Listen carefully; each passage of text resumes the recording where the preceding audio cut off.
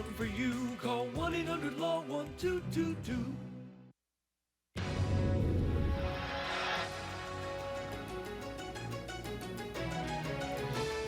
Tonight on ABC6 News, violence in Providence, 3 shootings in just one day. Hear from neighbors who say they're concerned for their safety.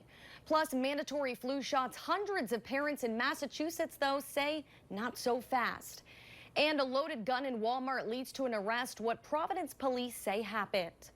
First, though, we start with breaking news right into our newsroom. Take a look at this video. A car just completely flipped over. Providence police telling us that it's the result of a hit and run. This happening on Virginia Avenue and Baker Street just a little over an hour ago. An officer on the scene there telling us that a man and woman were trapped inside. Officers were able to get them out safely. They were both taken to Rhode Island Hospital. A witness told us that it is a miracle the two made it out alive. Police are searching for the driver responsible.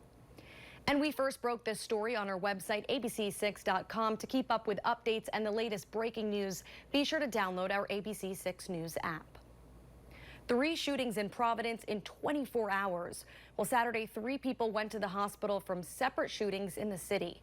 ABC6 News reporter Darren Botello is in Providence. He spoke to neighbors who are speaking out about the recent violence. Yeah, Brooke, most of the neighbors we spoke with out here knew about the shootings. One woman we spoke with even says she heard gunshots last night. Take a look at this video from one of those scenes last night. You can see it's video from the shooting last night near the intersection of Ledge and Charles Streets. A 24-year-old man, Justin Lopez, was walking around here when he was shot and then brought to the hospital. This was the 3rd shooting of the day after 2 other people were shot earlier yesterday morning. One neighbor we spoke with says she's scared for her safety with this recent increase in violence.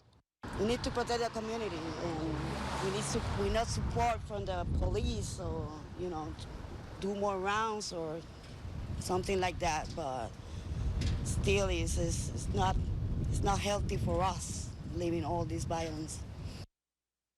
And as of right now, it looks like none of these shootings are related, and no arrests have been made in connection with any of these shootings. In Providence, Darren Botello, ABC6 News. Darren, thank you. Police arrested a man who they say was walking around Walmart with a loaded gun in Providence on Silver Spring Street. On Saturday afternoon, police say that Xavier Crespo was standing in the checkout line when they confronted him. Police say the loaded gun was in the front pocket of his sweatshirt. Crespo is now facing weapon charges. New tonight at 6:30, hundreds rallied outside the Massachusetts State House today to protest the state's requirement for all students to get a flu shot by the end of the year. Now, earlier this month, you may remember that health officials announced all students 6 months old through college will have to get their flu shot unless they can give a medical or religious exemption. Governor Charlie Baker has previously said that the flu vaccine is the safest way to help protect students that are returning to school. In continuing coverage tonight, leading up to this tax-free weekend in Massachusetts was some uncertainty, though, for how the pandemic would have an impact. Well, ABC6 News reporter Jordan Mazza spoke with a local retailer to see how it turned out this year. Simon's Furniture, Mattresses, and Appliances in Franklin has been a family business for 109 years, but they've never seen a year like this. Phones were not ringing. There was no one coming in the door. Traditional holidays like July 4th was very weak. Memorial Day was virtually non-existent, and we missed other sales periods in April and May.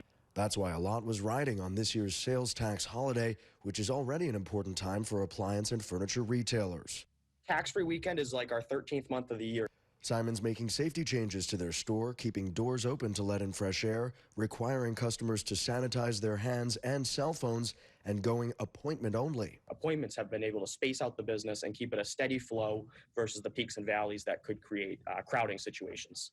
He says all of that is helping sales this tax-free weekend. It's been actually one of the biggest ones in years, especially because of most people are focused at staying home now. We're seeing as people's lifestyles change, the needs for at home are changing. So whether it's home office furniture, more comfortable places to sit, smaller dining room tables because you can't have as many people over. Simon says demand for large refrigerators and freezers is off the charts, and upholstery, recliners, and mattresses are also best sellers this weekend.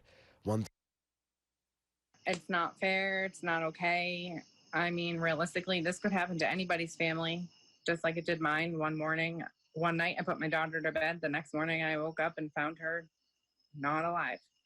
It was not a pretty thing. And unfortunately, my kids were there for that. And now they're showing up to her playground to find that people are heartless. And obviously that was the wrong video there. We do apologize. We're going to have that story coming up in just a bit.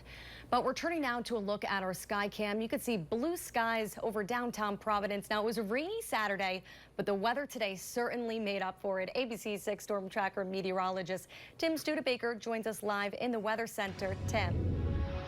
Yeah, that's right. We were really able to turn things around weather-wise for your Sunday. Lots of sunshine, temperatures near 80 degrees. It was just a winter.